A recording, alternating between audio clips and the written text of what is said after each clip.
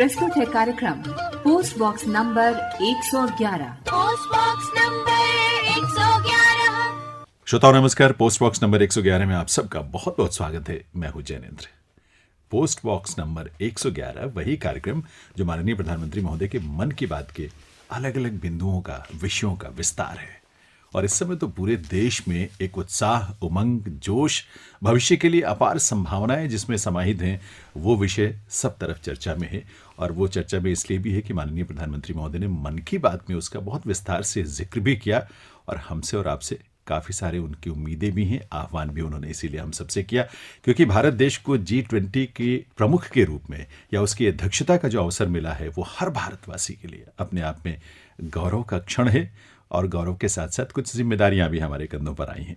तो इन तमाम मुद्दों को लेकर हम आज बातचीत जो करने जा रहे हैं वो बातचीत भी बहुत महत्वपूर्ण होगी, क्योंकि इसमें हम और आप कहाँ हैं इस पूरे आयोजन में, आपको और हमें इस बात को समझने में सहूलियत भी होगी और इसका अवसर भी हम सबको मिलेगा। और इसके लिए हमने स्टूडियो में आमंत्रित किया है श्री एस के जिंदल साहब को। जिंदल साहब जो है वो एसोचैम, आप जानते हैं, बहुत ही प्रतिष्ठित राष्ट्रीय स्तर की संस्था है। उसमें national council of commodity market यानी NCCM के चेयरमैन हैं। और इसके अलावा जो एसोचैम का इन्वेस्टमेंट और कैपिटल मार्केट है उस यूनिट के भी आप चेयरमैन हैं। तो जिंदल साहब बहुत बहुत स्वागत है आपका इस कार्यक्रम में। धन्यवाद जैनेन्द्र जी, मुझे ये मौका देने के लिए। मैं भी बहुत उत्साहित हूँ कि आपने G20 की इस बारे में बातचीत करने के लिए मुझे यहाँ आमंत्रित किया। धन्यवाद।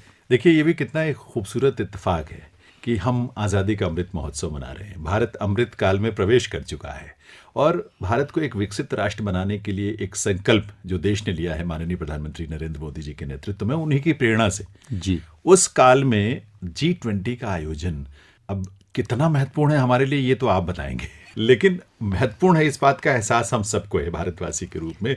और इसीलिए आज आपसे चर्चा करने के लिए उत्कंठा भी है, आतुरता भी है कि हम जाने तो सही कि G20 क्या है।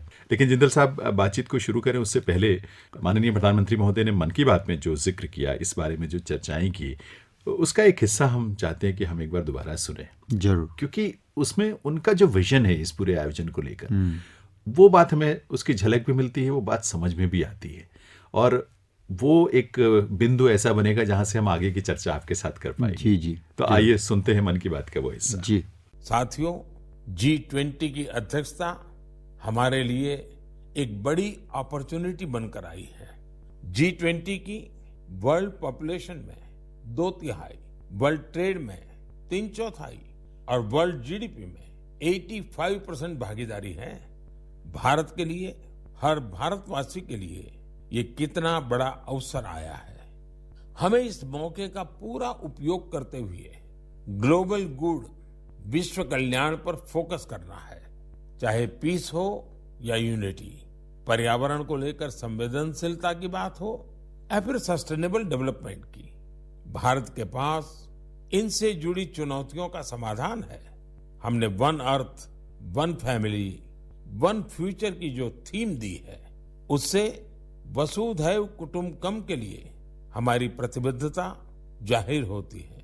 हम हमेशा कहते हैं, ओम सर्वेषां स्वस्तिर्भवतु, सर्वेषां शांतिर्भवतु, सर्वेषां पूर्णम भवतु, सर्वेषां मंगलम भवतु।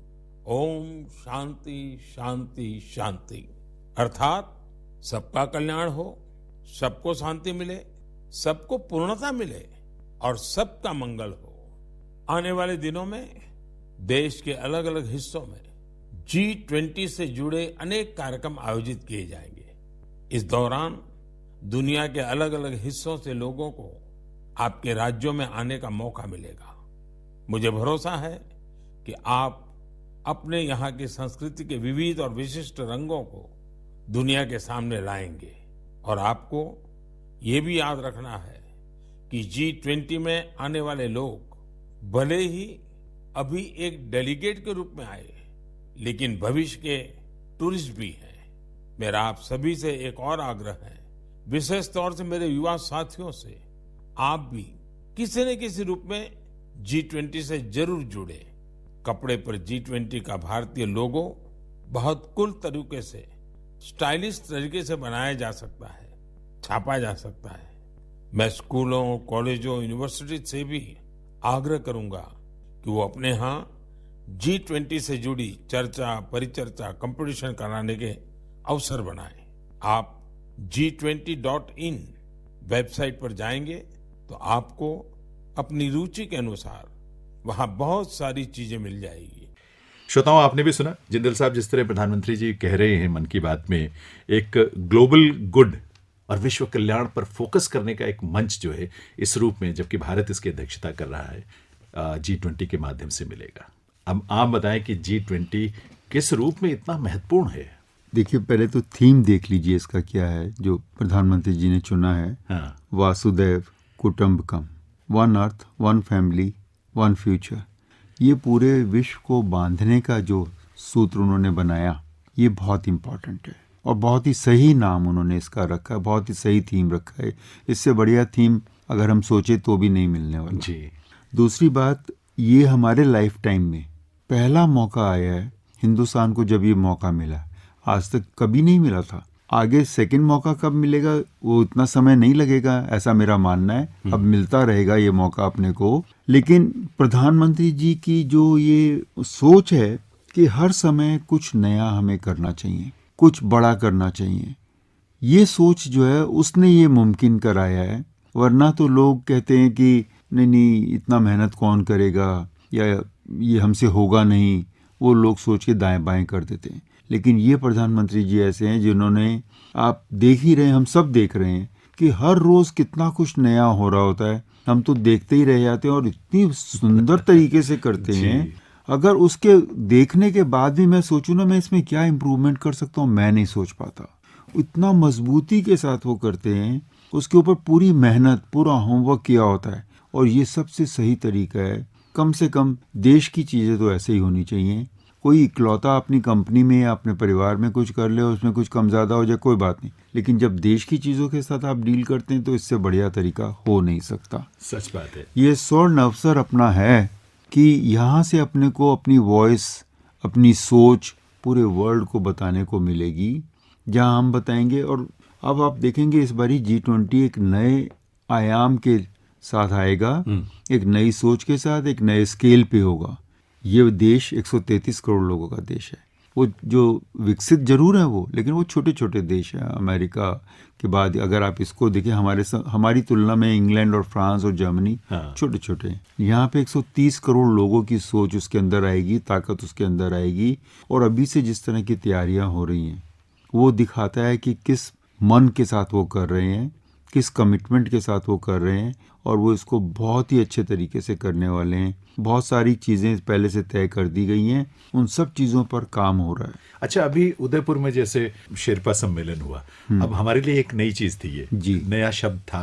और हमें लगता था कि G20 में शेरपा सम्मेलन का आयोजन जिस तरह से हुआ है और बड़ी भव्यता के साथ हुआ उदयपुर जैसा शहर में, जी, अब ये जानने की भी उत्सुकता हुई उस समय, और अब आप मौका मिल गया, आज आप स्टूडियो में हैं। तो ये शेरपा वाला जो कॉन्सेप्ट है, अवधारणा है, ये क्या है, किस तरह से इसमें G20 में इसकी भूमिका होती है? इसने पूरे वर्ल्ड की चीज़ों को एक अच्छी तरह से चुन लिया है कि किन किन चीज़ों पे हमें काम करना ज़रूरी है, हमारी प्रायोरिटीज़ क्या हैं। हाँ।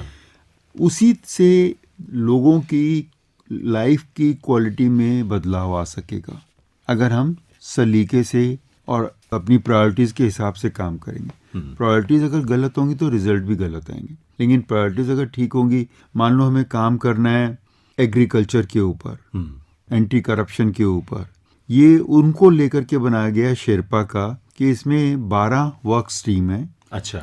उसके अंदर ये इस तरह की चीज़ें, anti corruption, agriculture, culture, development, digital economy, employment, environment and climate, education, energy transition, health, trade and investment, tourism.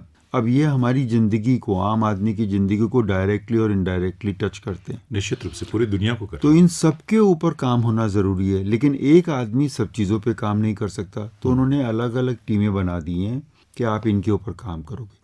Her team में कुछ वैल्यू ऐड करने के लिए, कुछ क्रिएट करने के लिए आपको गहरे जाना पड़ता है। ऊपरी तौर से करेंगे तो कुछ नया नहीं होगा। हम उन्हीं बातों को दोहरा रहे तो होंगे। देखिए, जो अगले साल सितंबर में शिखर सम्मेलन होगा जिसमें 20 देश के जो शासनाध्यक्ष या राष्ट्राध्यक्ष जो हैं वो शामिल होंगे, भारत में आएंगे वो। तो तब तक की इतनी सारी गतिविधियां उसमें प्लान की गई हैं। मेरा ख्याल है 50 से ज्यादा शहरों में भारत के 200 से ज्यादा इस तरह के आयोजन एक्टिविटीज हो रही हैं। तो मैं कहीं पढ़ रहा था कि शेरपा जो है उन सभी राष्ट्रों के जो भी शासनाध्यक्ष या राष्ट्राध्यक्ष हैं उनके प्रतिनिधि के तौर पर इस तमाम गतिविधियों में अपनी भूमिका निभाएंगे, ताकि हम शिखर सम्मेलन की तरफ जब बढ़ें तो एक निश्चित खाका हम बना चुके हों जिसको वहां अंतिम रूप दिया जा सके। तो इस रूप में बहुत महत्वपूर्ण है ये, बहुत महत्वपूर्ण है। वो शिखर सम्मेलन तो 2 दिन का होगा। हाँ। जब सारे हेड ऑफ स्टेट्स होंगे, 19 देशों से ये होंगे और कुछ 8 देशों से हमने इनवाइट भी किया अलग से, वो सब होंगे। तो वो 2 दिन का भरपूर फायदा उठाने के लिए ऑप्टिमम यूटिलाइजेशन जिसे कहते हैं, ये जरूरी है कि हम अपना होमवर्क फिर से हमेशा की तरह फिर से बढ़िया से करें और वहाँ पर उस समय सारे तथ्य सामने आ जाएं, कहाँ कहाँ ज़रूरत है कि हमें इस तरह के फैसले लेने चाहिए और वहाँ पर वो फैसले लिए जाएं। वहाँ पर तो यही होगा कि उनको ये बता दिया जाएगा ये तथ्य इम्पोर्टेंट है और ये उनका सुझाव है। अब वो माने ना माने वो उनकी मर्जी है, वो तो आम सहमति से जो भी निर्णय होता है बिल्कुल। लेकिन एक बात तो है कि जो भारत की अपनी दृष्टि है, अपना विजन है, विशेष तौर पर प्रधानमंत्री महोदय के विजन के अनुरूप जी, तो उसमें मुझे लगता है पूरी दुनिया बड़ी उम्मीदों भरी नजर से देख रही है भारत की तरफ और उस शिखर सम्मेलन की तरफ भी जी जी कि कुछ एक बड़ा परिवर्तन, सकारात्मक परिवर्तन धरातल पर कहीं ना कहीं दिखाई देगा जरूर, ये विश्वास है लोगों का। श्रोताओं, कार्यक्रम आप सुन रहे हैं पोस्ट बॉक्स नंबर 111 और आज इस कार्यक्रम में हम जो चर्चा कर रहे हैं उसका विषय है G20, जो भारत देश को जिसके अध्यक्षता का अवसर मिला है। और ये हमारे लिए सौभाग्य की बात है कि एस के जिंदल साहब एसोचैम से वर्षों से जुड़े हुए हैं, अलग अलग कमेटीज में उसकी अध्यक्षता करते हुए और बहुत सारी भूमिकाओं में उनका बहुत महत्वपूर्ण रोल है। उस दृष्टि से आज जिंदल साहब आपकी उपस्थिति से हमको बहुत लाभ मिलने जा रहा है। भारत का आम आदमी जरूर उत्सुक होगा इस बात को जानने के लिए दरअसल, क्योंकि हर व्यक्ति अपने नजरिए से सोचता है, अपने हालात के हिसाब से सोचता है। ये सवाल हो सकता है उसके मन में उठे कि G20 का जो इतना भव्य बड़ा आयोजन हो रहा है देश भर में, मैं उसमें कहाँ हूं और मुझे क्या लाभ मिलने जा रहा है इससे। वो उसमें पूरी तौर पर डायरेक्टली और इनडायरेक्टली रहेगा, क्योंकि ये दरअसल माना जाए तो उसी के लिए हो रहा है, कोई इससे बाहर नहीं है। जब थीम ही ये ले लिया वासुदेव कुटुंबकम, पूरे वर्ल्ड को ही हमने शामिल कर लिया है, तो कोई बाहर तो बचा ही नहीं है। सारी चीज़ें वही होने वाली कि आने वाले समय में हम कैसे लोगों के जीवन में सुधार ला सकते हैं, बदलाव ला सकते हैं, अच्छाइयाँ ला सकते हैं, चाहे वो एनवायरनमेंट को लेकर के हो, चाहे वो वॉर्स को लेकर के हो, पॉल्यूशन को लेकर के, इन सब चीज़ों को लेकर के। तो वो सब चीज़ों के ऊपर इसमें डिस्कशंस और फैसले होते हैं। और अपना देश खास तौर से मैं मानता हूँ कि एक ये नया आयाम जुड़ेगा कि इमर्जिंग डेवलप की अलग तरह की चीज़ें होती है, हमारी अलग तरह की नीड्स हैं, हमारी प्रायोरिटीज उनसे अलग हैं, तो वो इस बारी इसमें कवर होंगी। वो दोनों की अलग अलग होने की वजह से हो सकता है कि अभी तक हमारा जो है उतना फोकस नहीं रहा हमारी चीज़ों के ऊपर, हमारी रिक्वायरमेंट्स के ऊपर, हमारी नीड्स के ऊपर। अब वो फोकस होगा यहाँ की इस तरफ की रिक्वायरमेंट्स के ऊपर। अच्छा जिंदल साहब, देखिए ये जो आप इशारा कर रहे हैं जिस तरफ, वाकई बहुत महत्वपूर्ण है, क्योंकि अंतर्राष्ट्रीय स्तर के या विश्व स्तर के जो भी संगठन हैं वहाँ मुख्यतः जो तथाकथित विकसित राष्ट्र जो हैं उनकी, चाहे वो जिस तरह की उनकी अपनी शक्ति या क्षमता हो उसके हिसाब से उनकी काफी चलती रही है, उस हिसाब से हम देखें तो और वो अपनी दृष्टि से चीजों को देखना समझ चाहते हैं, समझना चाहते हैं, करना चाहते हैं। पहली बार भारत इस रूप में जब उदित हुआ है, भारत की तरह के बहुत सारे देश हैं, मुझे लगता है कि ज्यादा संख्या तो ऐसे देशों की ही है जहाँ की लोगों की जरूरतें अलग तरह की हैं, वहाँ का माहौल अलग तरह का, पर्यावरण की जरूरतें अलग है, क्लाइमेट चेंज का दुष्प्रभाव वहाँ अलग तरह का है। तो इस रूप में भारत उन तमाम देशों का, भले यहाँ 20 देश ही हैं कुल मिलाकर, लेकिन जो इस मंच पर चर्चा होगी और जो इसका रिजल्ट निकलेगा, परिणाम निकलेगा, मुझे लगता है कि 20 देशों के अलावा भी जो देश होंगे कहीं ना कहीं उनको भी वो सकारात्मक प्रभाव उन पर पड़ेगा। क्योंकि जिस तरह से देखिए कि जिस तरह से व्यापार का बड़ा हिस्सा, मेरा ख्याल है अगर हम G20 की बात करते हैं तो विश्व की लगभग 2/3 आबादी तो इन 20 देशों में शामिल है। 75% से अधिक का वैश्विक व्यापार है। बिल्कुल 85% ग्लोबल GDP का इन 19 देशों के पास है जो G20 हाँ। जो G20 में है। इसलिए ये बहुत महत्वपूर्ण हो जाता है कि अगर आपने अपना 85% संभाल लिया हाँ तो जी। 15 को कोई इतना विशेष नहीं है, बड़े उसको संभालना ज़्यादा ज़रूरी है। हाँ तो उसको अगर आपने संभाल लिया, उसके ऊपर बात कर ली, तो छोटी वो जो नंबर हैं वो इतने महत्वपूर्ण नहीं रह जाते और वो ऑटोमेटिकली लाइन में आ जाते हैं, क्योंकि जो भी नियतियां तय होंगी वो होंगी ऐसी ही जो सबके अच्छे के लिए हो। ऐसा नहीं हो सकता कि हम एक देश को फेवर कर दें कि उसको अच्छा कर दें और दूसरे का उससे खराब होता हो। बल्कि भारत तो अभी भी बहुत सारे मंचों पर इसी तरह की बात कहता रहा कि एक जो सस्टेनेबल डेवलपमेंट का एक कॉन्सेप्ट है या संतुलित विकास होना चाहिए, सतत विकास की जो जमीन तैयार कर सके। जी। तो ये संतुलित विकास की मेरा ख्याल है एक आधार भूमि यहाँ से तैयार होकर निकलेगी। संतुलित भी और सस्टेनेबल भी, हाँ। जो लंबा चलेगा, जिसमें हम किसी की कॉस्ट पे किसी को फायदा नहीं पहुंचा रहे होंगे। ये G20 वो करने वाला है। ऐसी कोई चीज नहीं होगी कि हम अफ्रीका को नुकसान पहुंचा दें और अपने आप को फायदा पहुंचा लें। नहीं जी। सबको साथ लेके चलना पड़ेगा। सामूहिक फैसले होंगे और सामूहिक फैसले अक्सर ऐसे बैलेंस होते हैं कि सबके लिए वो ठीक होते हैं। तो जब तक वो उसके ऊपर टेस्ट नहीं होगा तब तक वो, मैं नहीं समझता कि वो उसको आगे बढ़ने देंगे कि वो सबके भले की बात करेंगे। तो भारत के लिए वैसे चाहे वो इन्वेस्टमेंट की बात हो, व्यापार की बात हो, उद्योग जगत की बात हो या कृषि, तम कोई भी क्षेत्र हो जो आर्थिक गतिविधियों से जुड़ा हुआ क्षेत्र है, उनमें किस तरह की हमें संभावना इससे बढ़ेंगी, लाभ की स्थिति बढ़ेगी, उसमें क्या प्रभाव इसका पड़ेगा सकारात्मक? जब हम अध्यक्षता लेके बैठे हैं और उसके ऊपर काम करें तो हमारा प्रेजेंटेशन का तरीका हमारा होगा। वो इस एक साल के अंदर, ये जो 9 महीने बचे हैं, तारीख ऑलरेडी तय हो गया है उसका जी, कि वो 9 और 10 सितंबर को है ये जो नेक्स्ट शिखर मीटिंग। सम्मेलन हो। हाँ। तो उससे पहले ये 9 महीनों में ये इतना सारा होमवर्क करके हम क्या तय करने वाले कि क्या अच्छा है और किस तरह से प्रेजेंट किया जाए कि लोगों को उसकी पूरी जानकारी मिले और लोगों को वो हाँ करने में मुश्किल ना हो। प्रेजेंटेशन में भी क्राफ्ट होती है कि आप वो तथ्य सामने रखें जो ज़रूरी हैं। अगर वो पूरे तथ्य हैं तो आपको उसका हामी मिल जाएगा और आगे बढ़ सकते हैं।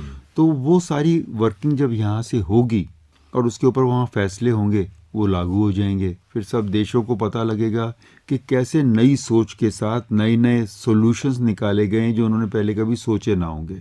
यहाँ इस एरिया से जब जाएंगे तो वो नई सोच के होंगे, तो वो सबको अचंभित करने वाले होंगे, ऐसा मेरा मानना है, क्योंकि उन सब पे मेहनत की जा रही है और वो ऐसे नहीं होंगे कि उसके बाद भी समय लगे।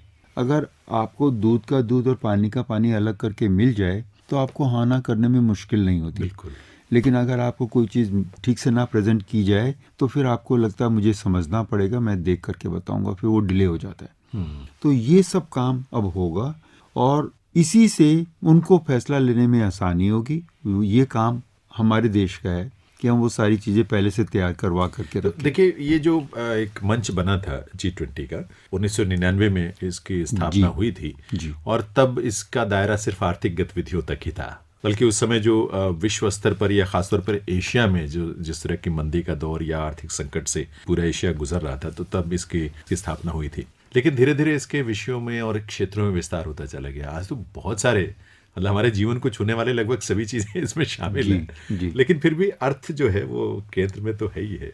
अर्थ केंद्र में है, शुरू उससे हुआ, ठीक है। हाँ। जैनेंद्र जी, आप मानेंगे कि शुरुआत तो थोड़ी छोटी ही होनी चाहिए जी, ताकि कहीं रास्ता ना भटक जाए, लेकिन बाद में अगर उसमें दम होता है ना हाँ। आपके सोच में, तो फिर वो चीज़ें जुड़ने लगती हैं। कोई भी संस्था, कोई भी नई चीज़ छोटे से शुरू होती है और कहा भी गया है कि छोटे से शुरू करो, बाद में तो सारी जिंदगी है ना जोड़ने को। तो इसमें जो निवेश की जैसे हम बात करते हैं, क्योंकि भारत में वैसे भारत की छवि इस समय बहुत भरोसेमंद है दुनिया भर में, तो वो लोग आकर्षित तो होते हैं। लेकिन निवेश की बात है या नई टेक्नोलॉजी की बात है या और इस तरह के नए उद्योगों की स्थापना या कुछ इस रूप में, तो भारत अपने आप को अभी जो स्थिति है उसके हिसाब से कहाँ पाता है और भविष्य में उसके लिए क्या संभावनाएं बनेंगी? निरंतर देखिए, भारत मजबूती की तरफ जा रहा है। निरंतर क्रेडिबिलिटी हमारी बढ़ती जा रही है मार्केट्स के अंदर। अब हम इतनी से रखते हैं कि सब देश हमारी तरफ देख रहे हैं, पहले ऐसा नहीं था। ये वही ताकत है जो इकट्ठी हुई है, हमारी सोच से हुई है, हमारे कामों से हुई है। ये रास्ते हमने पकड़ लिया है, पॉजिटिविटी का रास्ता, आगे बढ़ने का रास्ता पकड़ लिया है। जो खराब रास्ता है वो हमने छोड़ दिया है।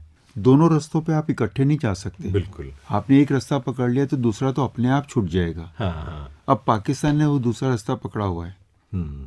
तो उसका ये रास्ता छूट गया, वो इस तरफ की बात ही नहीं करता दो नावों में सवार नहीं हो सकते ना। वो तो दूसरी बातें करता है कि हम टेररिज्म से कंट्रोल कर लेंगे वर्ल्ड को। हाँ। मैं टेररिस्ट बना के एक्सपोर्ट करूंगा और मैं इसको वर्ल्ड को कंट्रोल करूंगा। आप उसकी हालत देख लीजिए। अच्छा, देखिए, आतंकवाद का चूंकि चर्चा अभी हाल में अंतर्राष्ट्रीय मंचों पर, चाहे वो माननीय प्रधानमंत्री हो या हमारे विदेश मंत्री या और जो भी प्रतिनिधि होते हैं देश के, बहुत मजबूती के साथ उन्होंने रखा है। लेकिन कहीं ना कोई अड़चन, एक दो कॉर्नर्स ऐसे होते हैं जहां से आ जाती है, जिस वजह से जो वांछित एक परिणाम है वो मिलना जो है थोड़ा मुश्किल हो जाता है।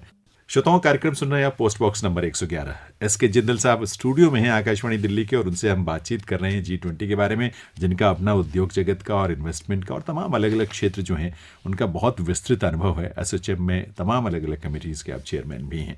हम बात कर रहे थे जिंदल साहब, आतंकवाद एक बड़ी चुनौती है, क्योंकि जब हम इस समय इस दौर से गुजर रहे हैं, G20 के अध्यक्षता का अवसर हम सबको मिला है, जो तमाम चुनौतियां उसमें ये एक बड़ी चुनौती है। और मुझे लगता है कि विश्व को ये समझना और समझा पाने में भारत ज़्यादा बेहतर ढंग से सफल होगा कि ये पूरी दुनिया के लिए एक समस्या है। आप पीछे वाला पीरियड देख लीजिए। हाँ। पिछले कुछ सालों में भारत ने अच्छे से समझाया है, उसके नतीजे भी आए हैं। अब हम देखते हैं कि यहाँ पर कोई कुछ करने से पहले सोचता है, नहीं तो उनको लग रहा था ये फ्री फॉर ऑल है, यहाँ पे कुछ भी करके चले जाओ, कोई कुछ नहीं कहता हमें। इतना बड़ा फर्क हमने अपने सामने देखा है। जी। पहले के जो इंसिडेंट हुए, जो बम्बई का इंसिडेंट हुआ, होटल्स वगैरह में जो आ गए थे वो बोट से लोग, जी। और हर जगह हम देखते थे घर से निकलो, जगह जगह पे बैरियर और चेकिंग हो रही। कोई उस तरह की चीज़ अब यहाँ पर नहीं है, क्योंकि ये प्रेजेंट सरकार ने उनको अच्छे से समझा दिया है और उन्होंने उनको अच्छे से खदेड़ दिया है कि इधर आने के तुम हिम्मत भी मत करना। और सारी चीज़ें मैं देख रहा हूँ कि हम देख रहे हैं पॉजिटिव हो रही हैं। कोई नेगेटिव चीज़ को हम शुरू भी नहीं होने दे रहे, हमारी सरकार जो है। तो ये बहुत अच्छी स्थिति है, और वर्ल्ड में भी इसीलिए हमारी क्रेडिबिलिटी बढ़ रही है।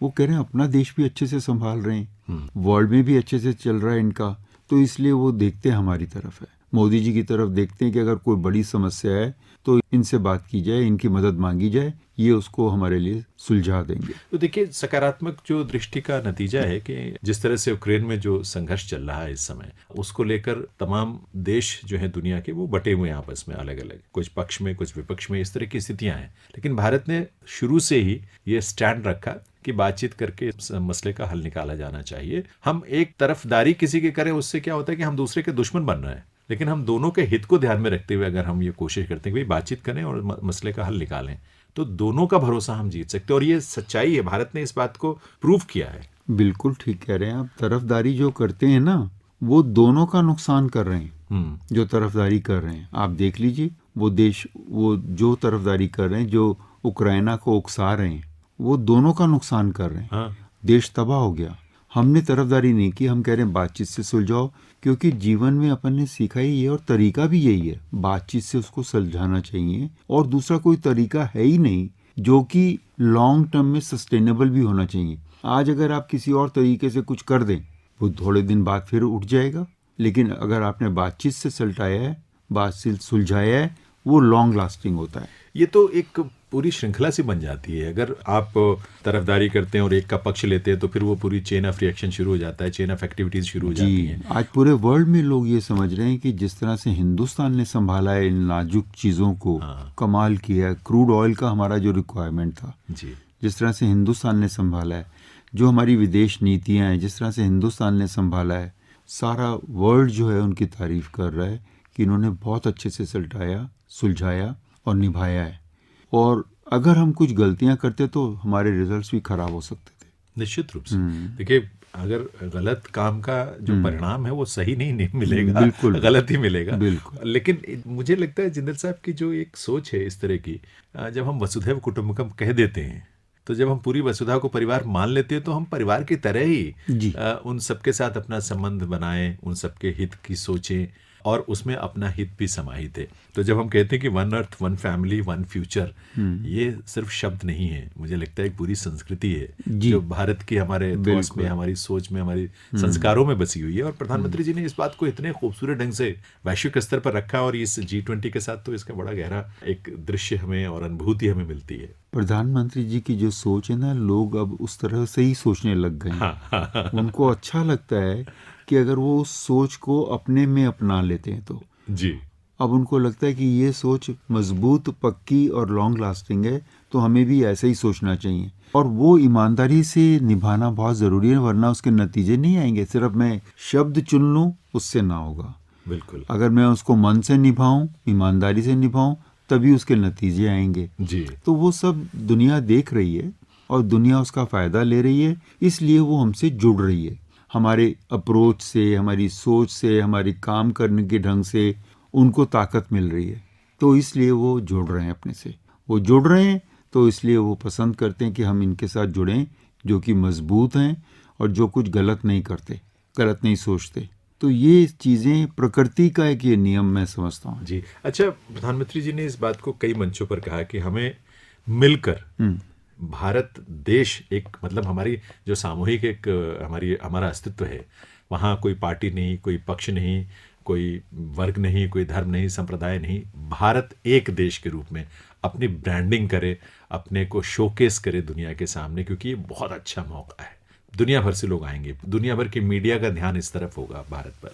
तो उनका ये जो ब्रांडिंग कहने का मतलब है, उसको किस रूप में आप थोड़ा समझा पाएं, हम बेहतर ढंग से उसको समझ पाएं। ये मौका तो ऐसा है कि लोगों को तो लाइफ टाइम में भी नहीं मिलता। अपने को तो मिल गया है, तो अपने एक तरह से अपने लोग लकी हैं, ये अपना सौभाग्य है कि अपने को ये मौका मिल रहा है जी। तो इस मौके में मुझे लगता है कि मोदी जी कोई मौका नहीं छोड़ेंगे इसका ऑप्टिमम प्रेजेंटेशन करने के लिए, ऑप्टिमम फ़ायदा लेने के लिए, देश के लिए, और वो भी पॉजिटिविटी के साथ, ताकि बाकी लोगों को भी इसका फ़ायदा पहुंचे। वो जो 2 दिन हैं, उससे पहले उसके बाद सारा समय मिला करके जो भारत के ऊपर लोगों की निगाह रहेगी, जो भारत के बारे में लोग सोचेंगे, वो सब पूरे वर्ल्ड में छाने वाला है। जिस तरह से भारत करेगा, वो देखना चाहता है कि ये देश क्या नया करने वाला है। तो देखिए, जिस तरह से सितंबर में शिखर सम्मेलन की आप बात बता रहे हैं, और उस हिसाब से हमारे पास लगभग 9 महीने का समय है। 9 महीने में देश भर में 200 के करीब आयोजन, 50 शहरों में, और मुख्य शहरों से अलग हटकर, जो आप 2 टियर सिटीज़ कह सकते हैं, 3 टियर सिटीज़ कह सकते हैं, कश्मीर से लेकर कन्याकुमारी, नॉर्थ ईस्ट से लेकर पश्चिम तक, इसके पीछे जो कॉन्सेप्ट है या अवधारणा है प्रधानमंत्री जी की, विजन है, वो क्या है? थोड़ा उस पर रोशनी डालें आप। मेरा ये सोचना है कि एक इंक्लूसिव अप्रोच उन्होंने रखा है। ये सिर्फ दिल्ली, बम्बई, चेन्नई में बैठ कर के तैयार किया जाए ऐसी चीज़ है नहीं है। अगर आपने मसले को अच्छी तरह से समझना है तो इंक्लूसिव रखना पड़ेगा। तो इंक्लूसिव की भी एक सीमा है, 50 सिटीज़ की वो सीमा ठीक ठाक है, उससे भारत का चप्पा चप्पा तकरीबन कवर हो जाता है। तो ये बहुत अच्छा तरीका निकाला कि कोई चीज़ छुपेगी नहीं। आप बहुत गहरे जा रहे हैं इसमें ऑलरेडी, और जो इसके परिणाम आपके पास आएंगे तो ये नहीं आपको होगा कि अरे ये बात तो रह गई हमारे को उठाने के लिए। सब चीज़ें बहुत अच्छे तरीके से सामने आ जाएंगी। जैसी तैयारी होती है वैसे रिजल्ट होते हैं। अच्छा, मुझे लगता है कि देश भर में लोग जाएंगे, इतने विदेशी मेहमान आएंगे जी, मीडिया यहाँ पहुंचा होगा, तो उससे पर्यटन को भी बहुत एक प्रोत्साहन मिलेगा। देश भर के अलग अलग हिस्सों के बारे में जानकारी दुनिया भर के लोगों को होगी, क्योंकि जब लोग अटेंड करने जाएंगे कार्यक्रमों को तो देखेंगे उन जगहों को जो शायद वो अन्यथा ना देख पाते। बिल्कुल। और अभी ऑलरेडी भी जो देश में काम हो रहा है, जब भी कोई चीज़ नई बनती है तो पर्यटन उसको ताकत मिलती है। आज के दिन हिंदुस्तान से आप देखो, सबसे ज़्यादा टूरिस्ट दुबई जा रहे हैं। सबसे पास है, लेकिन वहाँ हर रोज़ नई चीज़ें बन रही होती हैं। जो जाते हैं उनको कुछ ना कुछ नया देखने को मिलता है, करने को मिलता है, खाने को मिलता है। इसी तरह से जब अपने देश के अंदर अभी जैसे सरदार पटेल जी की प्रतिमा लगी, ये बनारस का मंदिर, उज्जैन का, हाँ ये मंदिर, ये जो है, यहीं से इनकी एक नई शुरुआत हो रही है, जब टूरिस्ट वहाँ से उठ करके इनके लिए आएंगे। और ये बहुत बड़ा टूरिस्ट अट्रैक्शन देश के अंदर बनेगा, जो अपने देश में उन चीज़ों को हमने ठीक से दिखाया नहीं था, लेकिन ये सच कह रहे हैं आप, जिस तरह से केवड़िया में जहाँ कुछ नहीं था और आज ऑफ सीजन में भी इतनी भीड़ होती है वहाँ कि पूरा भरा होता है इनक्लोजर, लोग लाइट एंड साउंड देखने और पूरा उस स्मारक को देखने के लिए जाते हैं। दिल्ली के 3 एयरपोर्ट्स में से अगर आप बात करें तो आज दिल्ली में व्यवस्था को दोबारा से ठीक करने के लिए लोग सोच रहे हैं कि इतना रश हो जाता है, कैपेसिटी बढ़ाई जाए इसकी ये पहले कभी नहीं आया क्वेश्चन। लेकिन इतने सारे एयरपोर्ट होने के बाद भी है तो आज टूरिस्ट ही बहुत हो गए। कार्यक्रम श्रोताओं, आप सुन रहे हैं पोस्ट बॉक्स नंबर 111 और आज इस कार्यक्रम में हम G20 के बारे में बात कर रहे हैं। G20 अगर हम साधारण शब्दों में इसको समझना चाहें तो 20 देश दुनिया के, और वो 20 देश जो है वो बहुत महत्वपूर्ण देश हैं। उनका एक संगठन है, उनका एक ग्रुप है, एक समूह है जिसकी स्थापना जो है 1999 में हुई थी। उसके बाद 2007 में इसको अपग्रेड किया गया, जहां राष्ट्रीय अध्यक्ष और शासनाध्यक्ष स्तर तक इसको बढ़ाया गया, और उसके बाद तमाम जो ये इसकी यात्रा रही है उसमें एक बहुत महत्वपूर्ण पड़ाव भारतीय होने के नाते हमें महसूस होता है ये कि जब G20 की अध्यक्षता का अवसर भारत को मिला है। इसमें अर्जेंटीना, ऑस्ट्रेलिया, ब्राजील, कनाडा, चीन, France, Germany, Indonesia, Italy, Japan, ऐसे बड़े बड़े देश आर्थिक रूप से अगर हम कहें तो वो हैं। लेकिन भारत जिस तरह से वैश्विक स्तर पर अपने को प्रतिष्ठित कर रहा है लगातार, उससे भारत की भूमिका कई मायने में बढ़ी है। और आज इन तमाम भूमिकाओं को लेकर हम एस के जिंदल साहब से बात कर रहे हैं, जो कि एसोचैम में national council of commodity market के चेयरमैन हैं। साथ ही इन्वेस्टमेंट और कैपिटल मार्केट की जो कमेटी है एसोचैम में, उसके भी आप चेयरमैन हैं। जिंदल साहब, जो तमाम चीज़ें पर्यटन से लेकर अलग अलग क्षेत्रों के बारे में हमने चर्चाएं की हैं, एक स्वर्णिम भविष्य इन चीज़ों को लेकर हमें नज़र आता है, लेकिन ये सब करना बहुत आसान भी नहीं होता। जिस तरह आपने बताया कि कितनी मेहनत की गई है, की जा रही है, ग्राउंड लेवल पे, ज़मीनी स्तर पे कितना कुछ काम किया जा रहा है इसको सफल बनाने के लिए। ये जानना भी ज़रूरी है हम एक देशवासी के नाते, नागरिक के नाते, कि जो हम विषयों को लेकर चल रहे हैं, भारत देश चल रहा है प्रधानमंत्री जी के नेतृत्व में, क्या क्या चुनौतियां हैं उन क्षेत्रों की जिन पर हम काम करना चाहते हैं, बदलाव करना चाहते हैं। देखिए, सारी चीज़ें ना वैसे सभी देश में कॉमन है बाय एंड लार्ज, लेकिन कुछ स्पेसिफिक टू द रीजन होती हैं। जैसे कि इकोनॉमिक क्राइम है, इंटरनेशनली कुछ क्रिमिनल्स एक्टिव रहते हैं, तो उसमें अगर किसी ने इन्वेंट कर लिया है कोई तरीका उसको ब्लॉक करने का, तो हमें चाहिए कि हम उनके साथ मिल करके उसको अपनाएं। ये नहीं कि हम री इन्वेंट करने चल दें, जो अवेलेबल है उसको इस्तेमाल करें और उसके ऊपर इम्प्रूवमेंट करने की कोशिश करें। तो जो नो हाउ या जो तकनीक या जो भी ज्ञान किसी भी देश में है तो बाकी देशों के पास भी वो पहुंचे, ताकि ये आप बड़ी महत्वपूर्ण बात आप कर रहे हैं, क्योंकि आज हम सिर्फ एक देश की सीमा के भीतर ही नहीं है, मतलब हम ग्लोबल रूप पे वाकई कनेक्टेड है, एक विलेज के तौर पर सब एक दूसरे से जुड़े हुए हैं। इंटरनेट है, डिजिटल प्लेटफॉर्म से इसकी वजह से अपराधी भी इनका इस्तेमाल करते हैं, तो मिलकर इसको लड़ना बहुत ज़रूरी है। और उन देशों ने और हमने जो काम किया उनको आपस में कोऑर्डिनेशन होना चाहिए, कोऑपरेशन होना चाहिए, एक्सचेंज होना चाहिए, ताकि हम एक दूसरे को उसका फ़ायदा पहुंचा सकें। जहां हम उनसे फ़ायदा ले रहे होंगे वहाँ उनको फ़ायदा पहुंचा भी रहे होंगे। लेकिन ये सब चीज़ें अगर हम अपने अपने स्तर पे करें और कोऑर्डिनेट ना करें तो हमारी सीमा से बाहर निकलते ही वो काम करना बंद कर देंगी। लेकिन अगर हमने कोऑपरेट कर लिया और कोऑर्डिनेट कर लिया तो वो पूरे नेटवर्क की तरह काम करेंगी और हम उनको आसानी से गिरा सकेंगे, काबू कर सकेंगे। जैसे कोई डिजास्टर का रिस्क मैनेजमेंट होता है तो हम दूसरे देशों से सीखें जिनके यहाँ पर हुआ है कि भाई अगर भगवान ना करे कल को हमारे यहाँ उस तरह की कोई बात होती है तो कैसे मैनेज करना, तो तुरंत हमें वो अवेलेबल हो जाए, बजाय इसके कि हम उस समय इन्वेंट करना शुरू करने चले तो उस समय तो हालत खराब होती है। इसी तरह से रिफॉर्म्स करने हैं, तो रिफॉर्म्स और देशों ने कैसे किए हम उनसे समझें और हमने कैसे किया उनको समझाएं, वो हमारे वालों से फ़ायदा ले और हम उनके वालों से फ़ायदा लें, दोनों का उसमें कल्याण है, दोनों का फ़ायदा है। तो ये सब कोऑपरेशन भी इस ज़रिए इस्टेब्लिश होती है और विश्वास बनता है दोनों का आपस में, सब देशों का, कि मिलजुल करके करेंगे तो एक अच्छा तरीके से हम अपने देशवासियों को रख सकेंगे। और अगर मिलजुल के नहीं करेंगे तो और सब नए तरीके से करेंगे और अनकोऑर्डिनेटेड तरीके से करेंगे, उसके रिजल्ट मुश्किल है आने।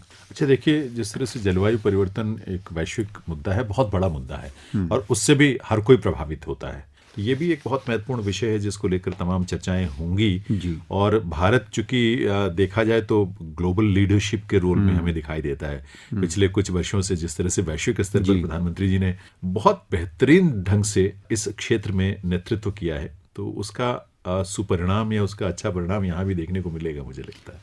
जरूर मिलेगा, और बेहतरीन ढंग से तो किया ही है, और उस ढंग से किया है जो पहले कभी नहीं हुआ अपने यहाँ से। पहले हम उनकी हाँ में हाँ मिला देते थे। जो डेवलप वर्ल्ड थे उनके इतना उनके असर में रहते थे कि हाँ आप कह रहे हैं ठीक है कर लो, ऐसे कर लो। नहीं, अब हम स्टैंड ले सकते हैं। अब हम अपनी कॉल लेते हैं कि नहीं, इसको ऐसा होना पड़ेगा, ऐसा होना चाहिए, ऐसा होना पड़ेगा, लेट अस टॉक। बातचीत के द्वारा इसको सॉल्व कर लेते हैं। 10 ग्रुप इन्होंने बनाए, एंगेजमेंट ग्रुप जिनको कहा जाता है, प्राइवेट सेक्टर से, सिविल सोसाइटी से, इंडिपेंडेंट बॉडीज से, जो बिजनेस के बारे में, सिविल के बारे में, लेबर के बारे में, पार्लियामेंट के बारे में, साइंस के बारे में, सुप्रीम ऑडिट इंस्टीट्यूशंस के बारे में, सोचने के बारे में, अर्बन, वुमेन, यूथ, इनके ऊपर स्टडी करेंगे। बहुत विस्तृत है विषय। हाँ, और जरूरी भी है, चूंकि समावेशी विकास की आजकल अवधारणा है, क्योंकि आप एक हिस्से का विकास कर लेते हैं, दूसरे का नहीं होता है, तो उसका कोई फायदा नहीं होता, नुकसान ज्यादा हो जाता है।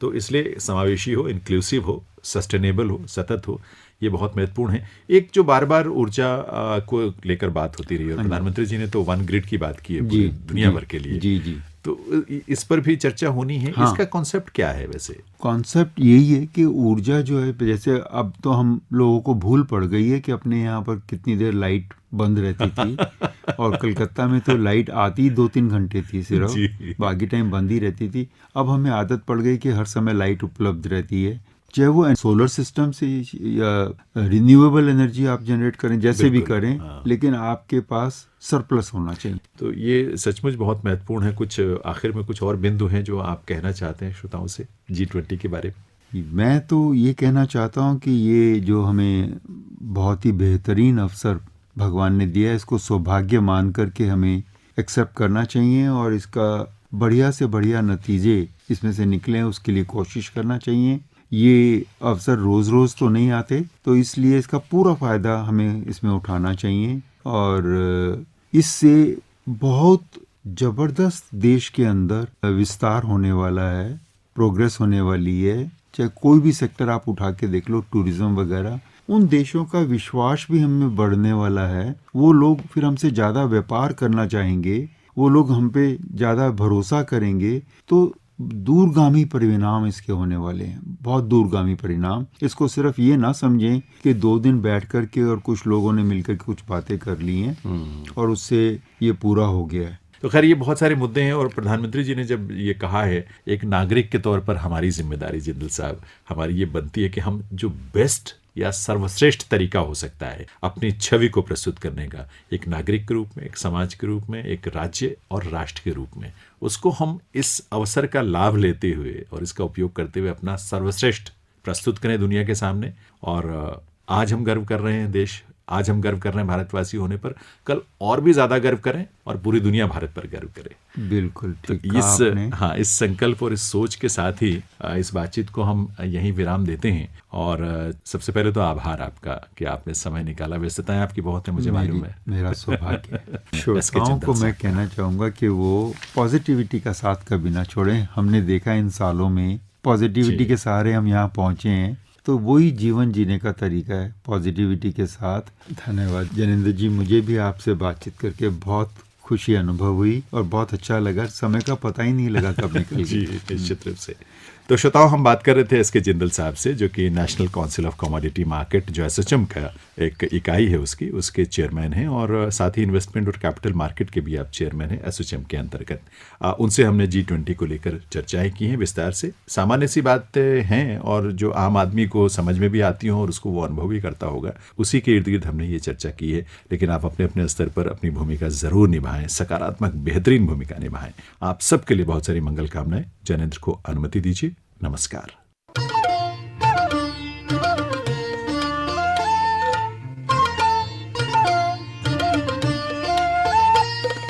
अभी आप सुन रहे थे कार्यक्रम post box number 111। Post box number 111। इस कार्यक्रम के प्रस्तुतकर्ता थे Jainendra Singh. Post box number 111।